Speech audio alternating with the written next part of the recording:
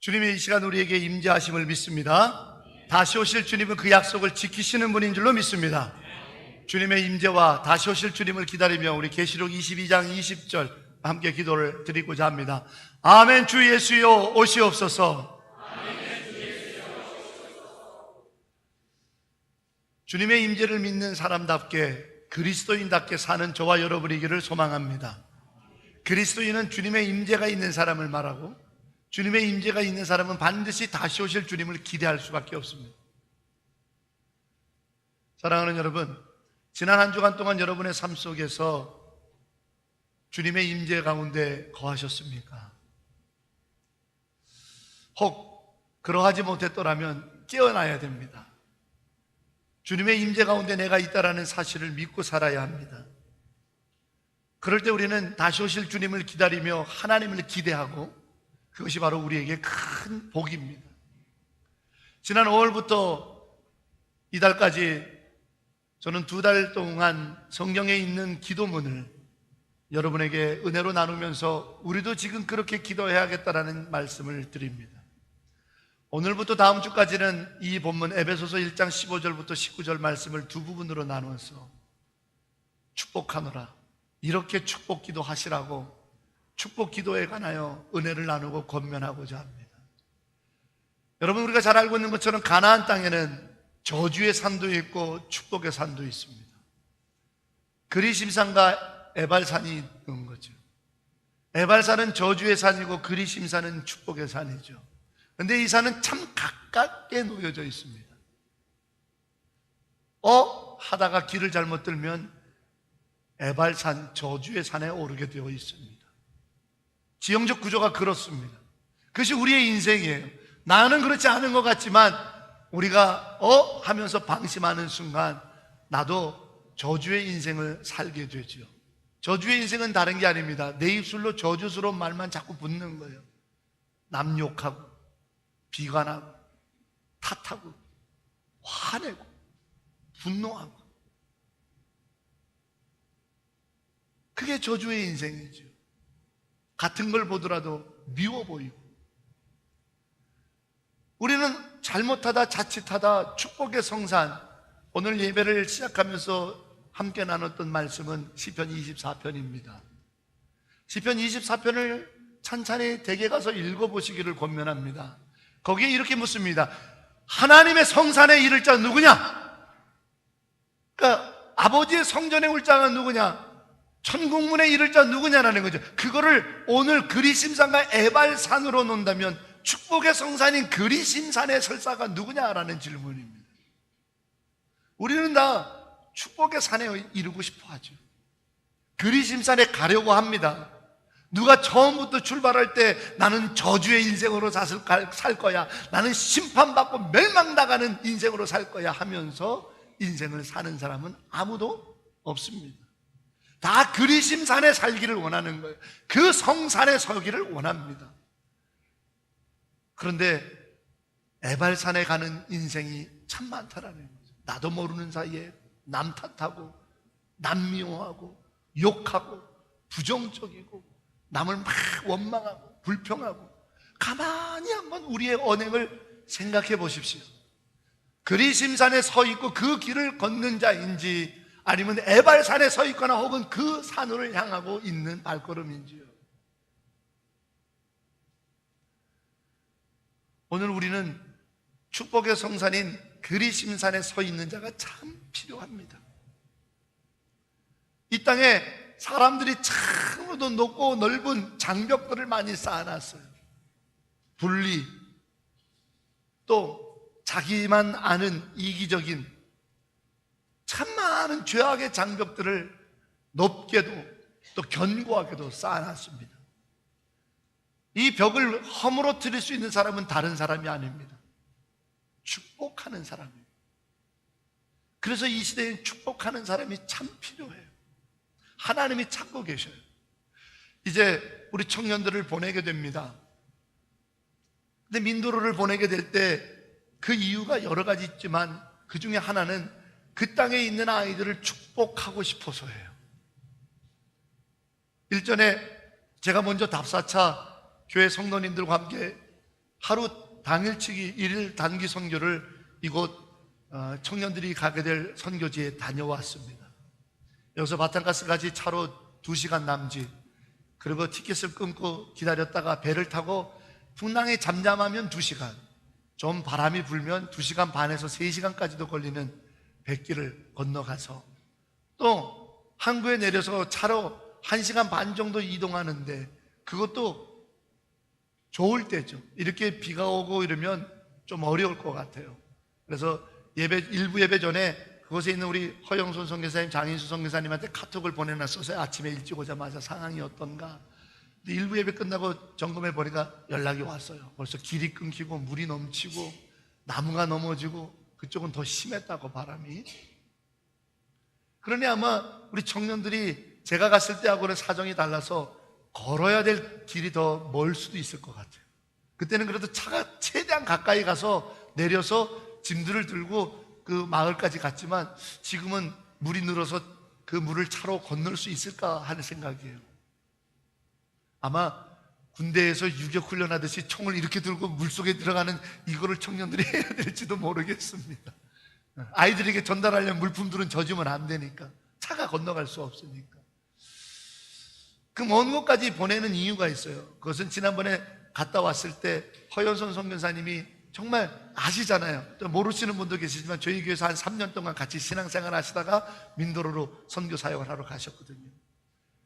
그분이 아주 정말 거기에 있는 아이들보다도 순수한 눈동자로 저를 바라보면서 이 아이들을 너무 축복하고 싶다고 이 말씀 하시는 거예요. 이 아이들에게 축복이 필요하대요. 이 아이들에게 학교가 필요해요. 이 아이에게 먹을 것들이 필요해요. 이 아이들에게 입을 것들이 필요해요. 이 아이들에게 쪼리 신발이 필요해요. 이 아이들에게 학용품이 필요해요. 많은 필요한 것들을 요청하실 수 있었는데,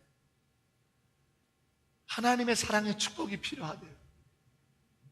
그래서 갔다 와서 우리 청년 담당하는 목사님에게 올해는 비전 트립을 가지 말고 선교를 가면 좋겠다, 민도로에 가서 그 아이들을 축복했으면 좋겠다.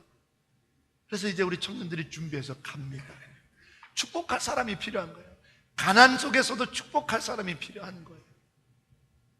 이 시대는 지금 축복할 사람이 너무 없어요. 왜? 입만 열면 누구 탓, 입만 열면 저주스러운 욕과 분노에 찬 미움의 말들과, 입만 열면 불순종과 불평과 원망의 말들 너무 만연해요.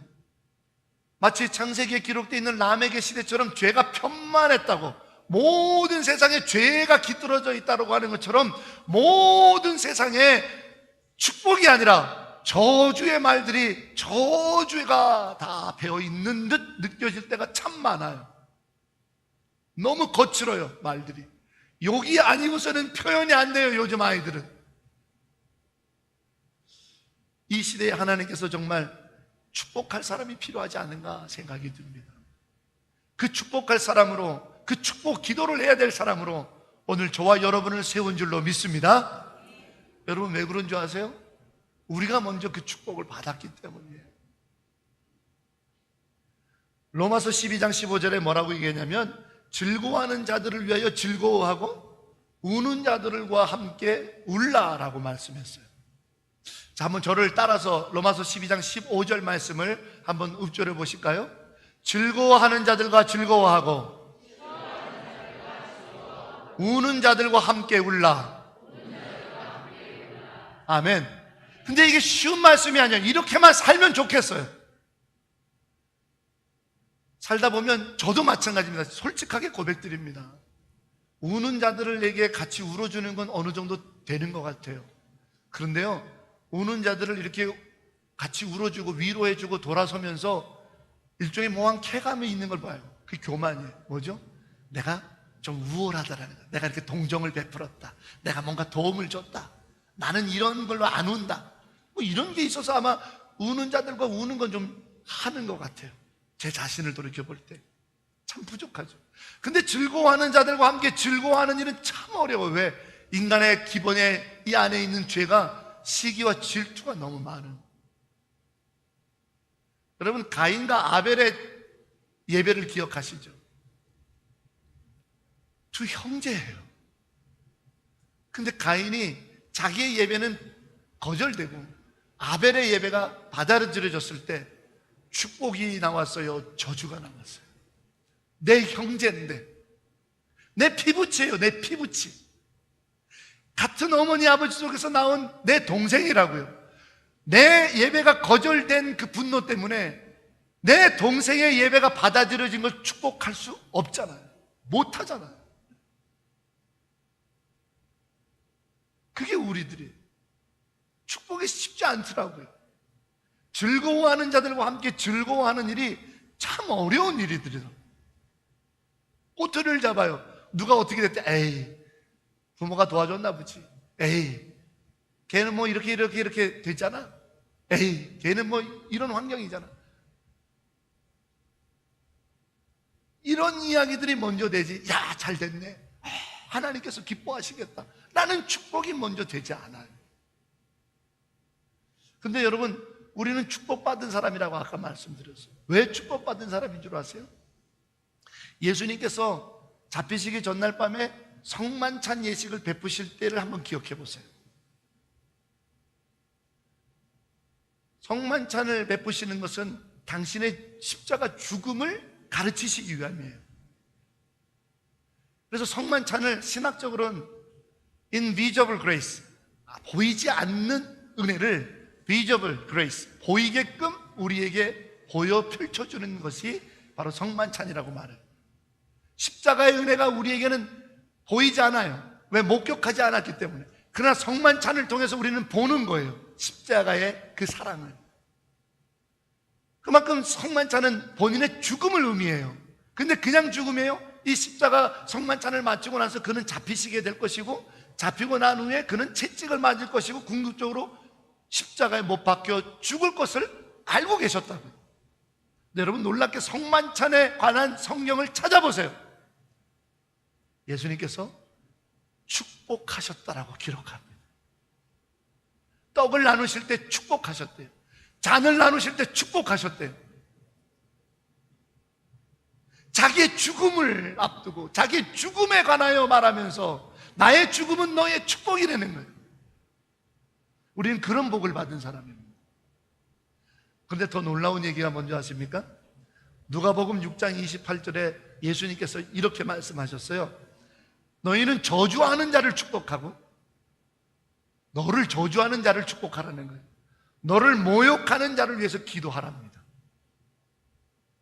자, 그러면 성만찬성에서 예수님께서 축복하신 말씀과 누가복음 6장에 예수님께서 저주하는 자를 위하여 축복하고 모욕하는 자들을 위하여 기도하라는 이 말씀을 합쳐보겠습니다. 예수님께서 성만찬에서 축복하실 때 그 자리에게는 당신을 저주하고 팔았던 가룟 유다도 있었습니다. 당신을 저주하는 자를 축복하고 계세요. 예수님께서 성만찬성에서 축복하실 때 그 자리에는 자기를 3번씩이나 부인하면서, 심지어는 저 갈릴리 사람을 내가 알다니 수치스럽다라고 하면서 모욕적인 말을 했던 베드로도 있었어요. 주님은 알고 계셨죠. 네가 닭 울기 전에 나를 3번 부인하리라. 그도 축복하셨어요. 당신을 모욕하는 자도 축복하셨다. 그러므로 우리는 이런 축복을 받은 자예요. 우리가 예수님을 배반하고 불순종하고 예수님의 말씀대로 살지 않았고 예수님을 조롱하고 무슨 믿는 자들이 이래 하면서 막 저주스러운 말을 할 때 십자가를 저주한 것 아니겠어요? 그런데도 그분은 우리를 축복하신 거예요. 우리가 먼저 저주자였지만 축복을 받았고, 우리가 먼저 모욕하는 자였지만 그의 복을 받았으니 우리도 나를 저주하는 자를 위하여 축복하고 나를 모욕되게 하는 자를 위하여 기도해야 하지 않나요? 이런 사람까지도 내가 축복해야 됩니까? 억울해하지 마세요. 그렇게 해서 우리가 복 받은 거예요. 조건적이고 구별한 사람에게만 축복하셨다면 우리가 어찌 이 자리에서 예수의 이름을 부르며 예배할 수 있습니까? 나는 주를 부인하는 자였고, 나는 예수를 믿는다면서 제 갈 길로 갔던 주님을 모욕하던 자 하나와 다를 바 없었잖아요. 그럼에도 축복하시잖아요. 우리는 그래서 복 받은 자예요. 그래서 복을 베풀어야 돼요. 창세기 12장에 하나님께서 아브라함을 부르신 이유를 기억하십시오. 너를 통해 세상에 하나님의 복을 베풀기 위함이라 하셨습니다. 오늘 이 사실을 잘 알고 있는 사도 바울은 그가 에베소에 오늘 편지를 씁니다. 내가 너희를 위하여 간구하며 기도하겠노라고요. 근데 여러분, 이 에베소서는 신학적으로 옥중서신에 분류됩니다. 옥중서신은 그가 감옥에서 썼다라는 얘기예요. 감옥에서 뭐이 좋다고, 내가 너희들을 위해서 축복하며 기도하는데 내 마음이 감사가 넘친다고 이렇게 쓰고 있나요? 뭐이 좋다고요? 오늘 이 사도 바울은 예수님의 축복을 받은 것을 알기 때문에 당신이 이 어려운 가운데서도 축복을 빌어주고 복을 위하여 기도하고 많은 사람들에게 축복을 선포하는 것이 얼마나 감사한 일이고 그리스도인의 삶이라는 사실을 깊이 알았던 거죠. 나의 어떠함이 아니라는 거예요. 내가 복을 나눠줄 만한 무슨 성공한 사람이고, 내가 복을 나눠줄 만큼 물질적으로 많이 가진 사람이고, 내가 복을 선포할 만큼 건강한 사람이고 장수하고, 내가 복을 빌어줄 만큼 뭔가 지혜로운 사람이기 때문이 아니라는 거예요. 어떠한 상황에도 그 누구에게도 나의 어떠함이 아니라 나는 그런 복을 받은 자였기 때문에 똑같이 예수의 복을 선포해야 한다는 거예요. 다시 묻겠습니다. 에발산으로 가시겠습니까? 그리심산 축복의 성산에 서시겠습니까? 이제 시작하십시오. 믿는 그리스도인들은 탓하고 욕하고 비난하고 불평하고 원망하고 불순종하고 부정적인 이 말들을, 저주의 언어들을 내려놔야 됩니다. 그리고 이제 오늘 여러분과 나누게 될 이 축복의 기도문으로 서로를 축복하며 그리심산을 향하여 올라가 그 거룩한 여호와의 성산에서 세상을 향해, 우리의 인생을 향해, 우리의 다음 세대 자녀들을 향해 마음껏 하늘의 복을 빌어주는 믿음의 복된 발걸음이 오늘 예배하는 저와 여러분이기를 주의 이름으로 축원합니다. 그러면 이렇게 기도하십시오. 저주의 언어들을 끊으십시오. 내려놓으십시오. 무의미하게 알지도 못하게 습관적으로 내 입에 붙어있는 원망과 불평과 그리고 부정적으로 그리고 욕하는 말들을 다 끊으십시오. 그리고 오늘 어떠한 상황이 생겨도, 어떠한 일이 생겨도, 심지어 누구에게까지도 오늘의 이 기도를 공급하시는 자가 되면 어떻겠는가? 그 사람이 바로 그리심산의 성산에 서는 자랍니다. 우리 만일 한인연합교회 모든 성도들, 예배자들은 다 그리심산 축복의 성산 여호와의 성산에서 만나기를 소망합니다. 그러므로 오늘 이렇게 축복하라고 했던 그 기도문을 기억하시고 이제 시작하십시오. 오늘과 다음 주에 두 번에 거쳐서 사도 바울이 감옥에서 에베소 교회를 축복했던 이 기도문을 은혜로 나누려고 합니다. 여러분께서 상기하시고 오늘부터 자녀들을, 아내를, 남편을, 교회를, 목회자를, 다음 세대들을, 성도들을, 여러분 이웃들을 이 말씀과 같이, 이 기도같이 계속해서 축복하였으면 좋겠다라는 뜨거운 마음으로 이제 은혜를 나누려고 합니다. 사도 바울이 이렇게 기도하기 시작합니다. 당신에게 지혜와 신령한 청명한 은혜의 영이 함께 있기를 바란다고요. 그런데 그 이유가 뭔지 아십니까? 왜 지혜와 신령한 계시의 영이 당신에게 있기를 내가 기도한다고 하냐면 하나님을 알게 되기 때문이라는 거예요. 그러므로 첫 번째 축복은 뭐냐? 당신이 하나님을 알게 되기를 축복합니다라는 기도예요.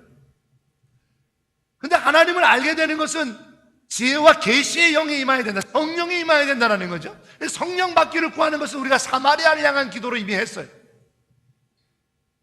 성령 받기를 구하고 그 다음에 축복을 선포하는 거예요. 당신 안에 있는 성령께서 도우사 당신이 하나님을 알게 되는 축복을 누리기를 바랍니다, 이렇게 기도하라는 거예요. 이 땅에 필요한 것을 많이 구할 게 있습니다. 건강도 구해야 되죠. 물질도 구해야 되죠. 또 직업도 구해야 되죠. 길이 열려져야 되죠. 많은 거 있지만 오늘 사도 바울은 어떻게 축복하느냐? 당신이 하나님을 알게 되기를 축복합니다라는 거예요. 이게 얼마나 위대하고 놀라운 복인지 오늘 이 한 가지만 여러분과 은혜로 나누려고 합니다. 자, 여러분 옆에 분에게 먼저 축복하기를 바랍니다. 당신이 하나님을 알게 되기를 축복합니다.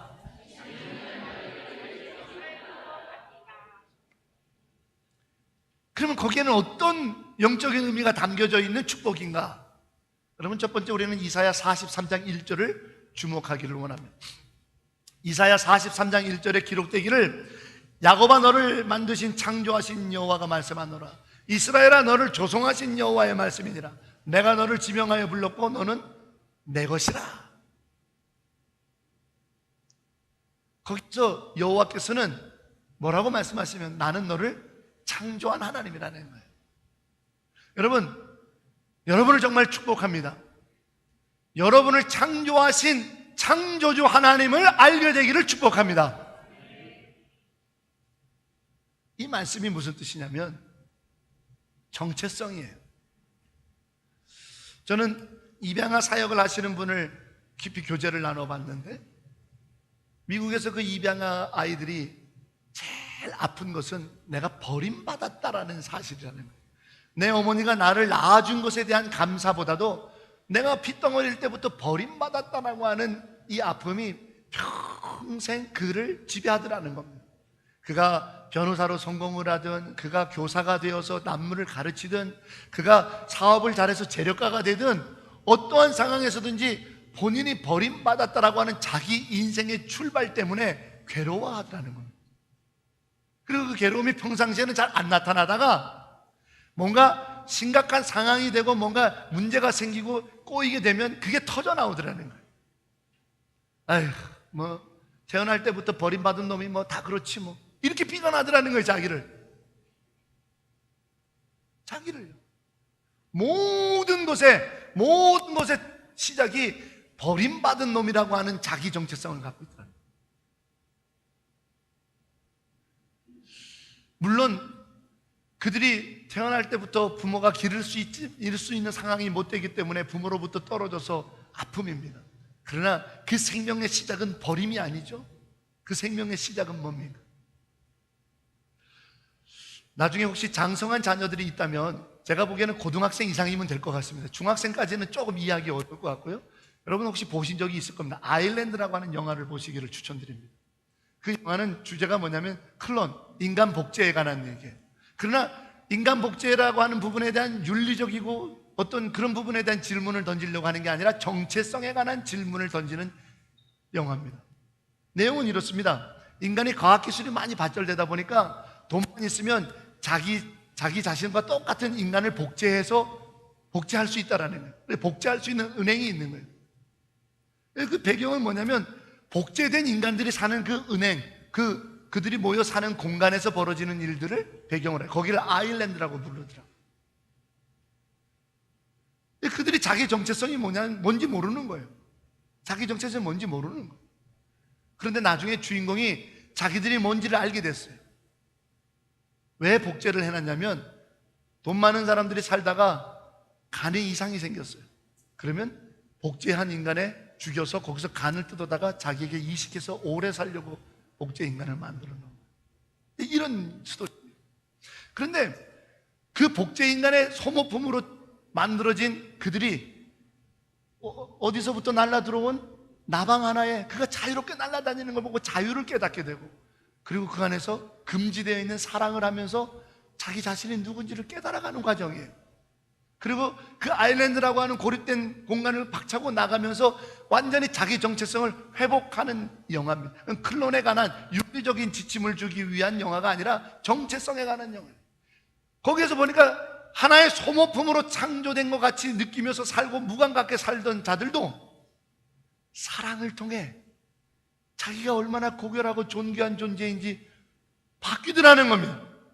사랑을 하지 못하고 그 안에서 절대적으로 사랑하지 못하도록 막혀져 있고 통제 속에 살던 그때는 무감각하게 살다가 사랑을 하기 시작하니까 자기가 얼마나 존귀한 존재인지를 깨닫는, 자기가 얼마나 느끼는 이 감정이 소중한지를 깨닫기 시작하는 거예요. 자기 안에 있는 것들이 얼마나 소중한 건지를 알게 되기 시작하는 거예요. 굉장히 중요한 주제를 주는 영화였어요. 마찬가지입니다. 여러분, 혹시 여러분은 여러분의 정체성을 어디에 기반을 두고 계십니까? 우리는 수정란이 세포 분열로 인해서 만들어진 과학적 결과물이 아니에요. 불임 시술을 하고 시험난 아기를 통해서 태어났던 우리가 이 땅에 생명으로 오는 그 과정이 어떠한 거였든, 어떠한 생명의 존재도 하나님의 사랑의 그 근본에서 벗어날 수 없다는 거예요. 너를 만드신 하나님을 알게 되기를 원한다라고 하는 축복은, 내 생명이 얼마나 하나님의 사랑에서부터 출발된 내 생명이 얼마나 존귀하고 고결하고 보배로운 존재인지를 내가 알게 되기를 원한다라는 축복이라는 거예요. 그래서 이사야 43장 1절에는 계속해서 말합니다. 네가 불 속에 있어도 불살이 너를 사르지 못하고 네가 물에 있어도 물살이 너를 침범치 못하며 내가 구스와 애굽을 너와 바꾸지 아니하리니 내가 너를 보배롭고 존귀하게 여겨주겠다라고 하는 말씀이란 말이에요. 왜? 내가 창조했기 때문에, 내가 너를 창조했기 때문에, 내가 너를 만들었기 때문에 너는 어떤 것도 바꿀 수 없는 가장 고결하고 보배로운 나의 존귀한 자라고 말씀하시는 것이 이사야 43 1절부터 7절이다 이 말이에요. 내가 너를 창조하신 하나님을 알게 되기를 축복한다는 얘기는, 내가 얼마나 내 인생이 가치 있고 소중하고 내가 얼마나 사랑받기에 합당한 존귀한 자라는 사실, 내가 하나 느끼는 것이 얼마나 소중하고 내가 하나 보는 것이 얼마나 귀한 일이고 내가 만난 것을 만나다고 느끼는 것이 얼마나 행복한 일인지, 그 사랑의 결과인지 알게 되기를 축복하는 겁니다. 만난 것을 먹어도 감사할 줄 모르고 좋은 것을 누려도 늘 불평뿐이고 내 인생의 존귀한 이 고결함이 어디에 있는 거예요? 사랑하는 여러분, 이제 우리가 이렇게 축복합시다. 당신을 지으신 하나님을 알게 되기를 축복합니다. 당신의 생명이 얼마나 고결한지요, 당신이 얼마나 존귀한 자인지요, 당신의 가정 상황이, 당신의 인생의 여러 가지 여건들이 당신의 지금 현재가 어떠함에 상관없습니다. 당신은 하나님께로부터 온 그 사랑의 존귀한 자라는 창조주 하나님을 알게 되기를 원한다는 이 거룩한 축복이 여러분을 통해서 세상에 공급돼서, 누구도 물질 때문에 비관하고 누구도 다른 어떤 인생의 현상들 때문에 자기 자신을 낙심하고 포기하는 일이 생겨나지 않도록, 누구도 눈에 보이는 것 때문에, 세상이 판단하는 가치 때문에 자기 자신을 등급내지 않고, 누구도 그 어떤 이도 항상 존귀하게 인정받으며 삶의 보배로운 인생의 순간순간을 살아가는 행복이 바로 우리가 축복하는 그 축복을 통해 이 땅에 충만하기를 주의 이름으로 소망합니다. 당신은 하나님으로부터 창조된 보배롭고 존귀한 자입니다. 그러므로 당신을 그렇게 창조하신 하나님을 알게 되기를 축복합니다. 두 번째, 하나님을 알게 되기를 원한다는 축복에 담겨져 있는 말은요, 당신을 잘 아시는 하나님이라는 거예요. 자, 옆에 분에게 한번 얼굴을 보시고 이렇게 한번 질문을 좀 던져보시겠어요? 당신은 당신에 대해서 잘 알고 계십니까? 시작. 거기에 대한 답이 뭐예요? 솔직한 얘기로 나도 내 자신을 잘 모를 때가 많아요. 그래서 저희 목사들은요, 요즘 안수를 받기 위해서 법이 강화가 됐어요. 뭐 하냐면 심리 상담을 반드시 받게 되어 있습니다. 심리 테스트를 전문가에게 가가지고 심리 테스트를 반드시 받게 되어 있어요. 그래서 그 심리 테스트에서 통과가 되지 않으면 안수 후보에서 안수를 받을 수가 없습니다. 치료를 요하면 치료를 받아야 되는 거예요. 그런데 제가 안수를 받을 때까지만 해도 그런 거는 없었어요. 그래서 저도 한 번쯤은 야, 이게 참 귀하겠다. 그런데 마침 저희 교회 목회를 하기 위해서는 선교사 파송을 받아야 되는데, 선교사를 파송받기 위해서는 또 그 심리 테스트를 받아야 된다고 그러더라고요. 그래서 너무 귀하다 그래서 가서 심리 테스트를 받았어요. 전문가로부터 제 심리 상황이 어떤지, 어떤 불안이 있는지, 분노가 있는지, 미움이 있는지, 또 어떤 트러블이 어떤 성격적으로 있는지 꼼꼼하게 테스트를 받고 그 결과를 보니까 저도 저 자신을 몰랐던 부분들이 있더라고요. 그게 쓴뿌리라고도 우리가 영적으로 말하거든요. 나도 모르는 사이에 내가 분노의 쓴뿌리가 있더라고요. 조심해야겠구나. 내가 이걸 다스릴 줄 알아야겠구나. 내 자신을 잘 몰라요. 근데 성경은 기록됩니다. 공주의 나는 잠시 한 마리도 주의 뜻 아래면 떨어질 수 없나니 주님은 너의 머리카락까지도 이미 세심받은 분이라. 주님은 너의 머리카락까지도 이미 세심받은 분이라. 누구보다도 너 자신을 제일 잘 아시는 분이라는 거예요. 믿으십니까? 주님이 여러분을 제일 잘 아시는 분이라는 사실을 믿으십니까? 그 믿음이 왜 중요한지 아세요? 나를 제일 잘 아시는 그분을 만난 일이 왜 중요한지 아세요? 제 간증을 하나를 통해 알려드리겠습니다. 몇 번의 간증을 말씀드렸습니다만 저희 어머님은 근 20년 가까이 심장병, 심근경색으로 앓다가 그 병으로 소천하셨어요.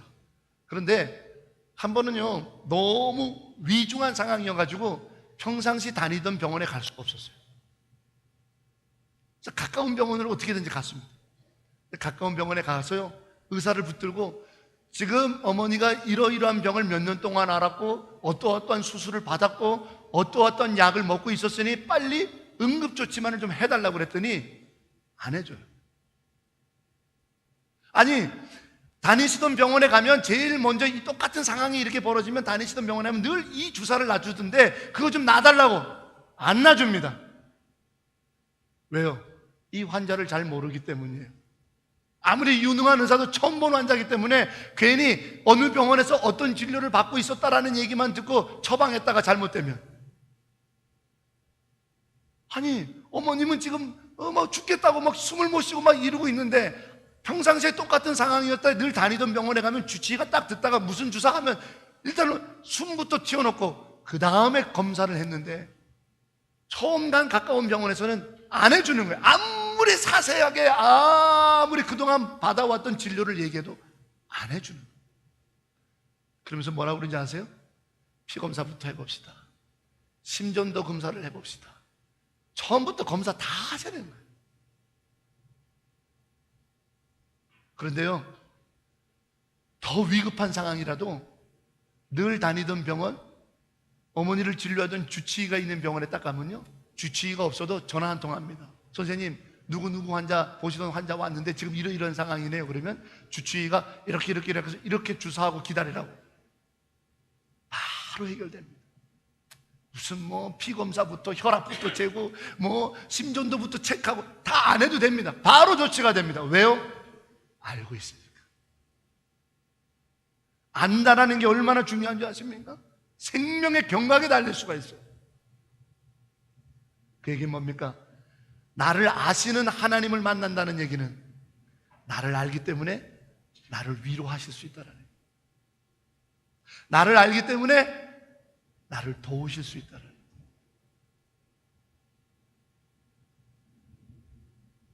나를 알기 때문에 나에게 가장 필요한 것을 주십니다. 나를 알기 때문에 그 하나님이 지금은 침묵하실 거예요. 안 도와줘요. 왜? 야, 이번에는 한번 생짜배기로 네가 피를 흘려도 한번 이겨봐. 너 매번 이 문제 때문에 쓰러졌잖아. 내가 매번 도와줬는데 이제는 한번 네가 혼자 이겨볼 수 있을 때가 됐어.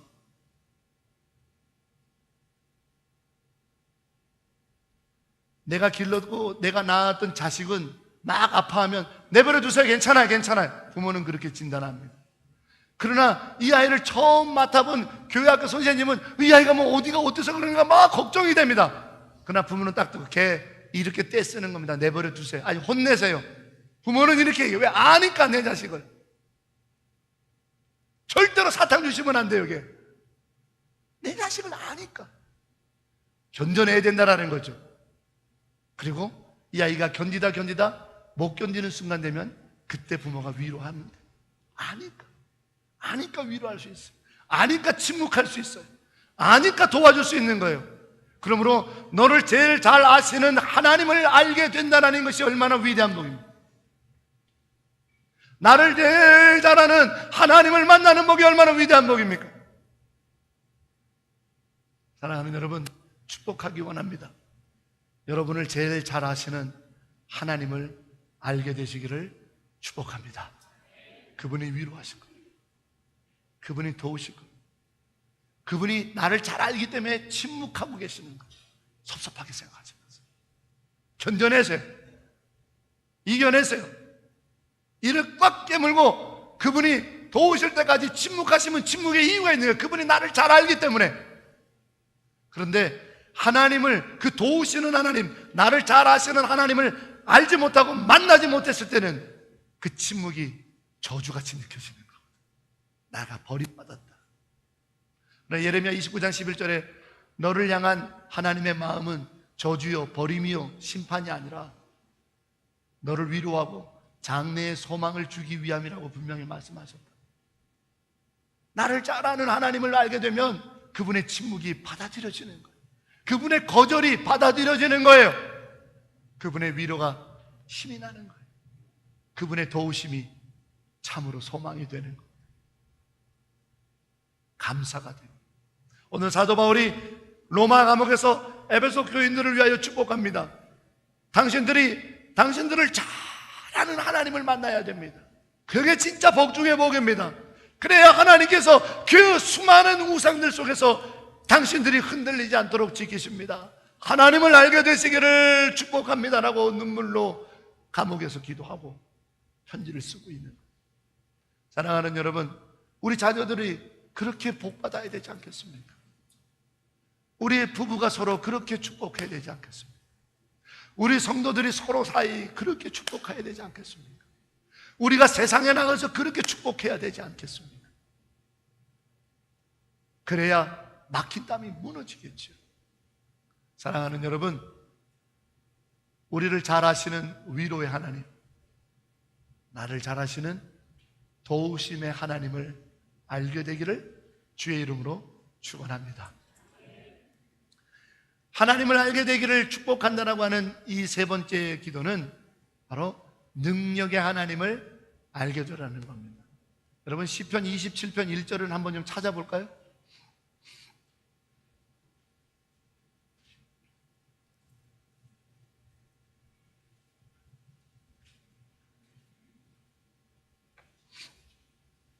시편 27편 1절입니다.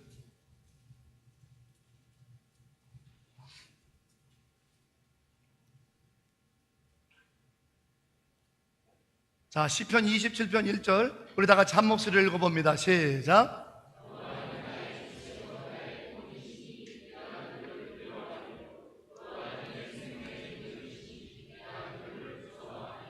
아멘. 다윗이 고백한 이 시편을 우리는 기억해 봅니다. 여호와께서 내 생명의 능력이 되시니 내가 누구를 두려워하고 무서워하리요. 네, 여러분 이거 아십니까? 다윗이 이 사실을 어떻게 알게 됐어요? 광야에 던져져 보니까 체험하게 된 거예요. 그가 아버지 집에만 있었으면 나를 도우시는 능력의 하나님을 체험할 수 없죠. 그가 궁궐에만 있었더라면 이 능력의 하나님을 알 수가 없어요. 그의 능력의 크심이 어떠하신지는 다음 주에 나누겠습니다만 능력의 하나님이라는 분을 만나야 되는 거예요. 내가 생명의 능력, 내 생명의 능력이 되시는 분. 청년들을 왜 단기 선교에 보냅니까?